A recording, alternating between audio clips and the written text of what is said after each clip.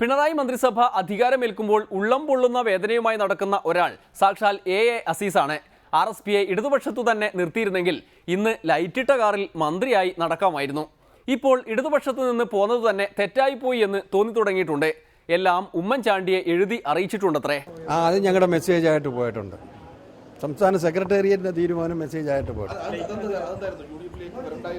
അല്ലല്ല, അത് സാമുദായിക ധ്രുവീകരണവും അഴിമതി ആരോപണവും ഒക്കെ പ്രതിരോധിക്കാൻ സമയാസമയങ്ങൾ കഴിഞ്ഞിട്ടില്ല എന്നതാണ് കാണിച്ചത്.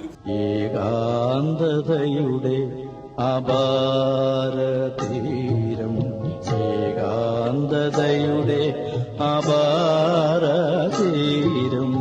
ഏകാന്തതയുടെ അപാരതീരം, ഏകാന്തതയുടെ അപാരതീരം. കാലുമാറ്റക്കാരെയൊന്നും ഈ തെരഞ്ഞെടുപ്പ് അടുപ്പിച്ചിട്ടില്ല. ഇനി കാലുമാറ്റക്കാരോ ശത്രുപക്ഷക്കാരോ ഇല്ലാത്ത മുഖ്യമന്ത്രിയായിരിക്കും താൻ എന്ന് മുഖ്യമന്ത്രി പിണറായി വിജയൻ തന്നെ പ്രഖ്യാപിച്ചിട്ടുണ്ട്.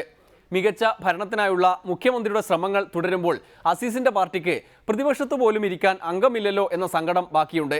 സങ്കടങ്ങളില്ലാത്ത നാളെ പുലരുമെന്ന് പ്രതീക്ഷിക്കാം. ഇന്നത്തെ ഡെമോക്രസി പൂർത്തിയാകുന്നു. നാളെ വീണ്ടും കാണും വരെ നന്ദി, നമസ്കാരം.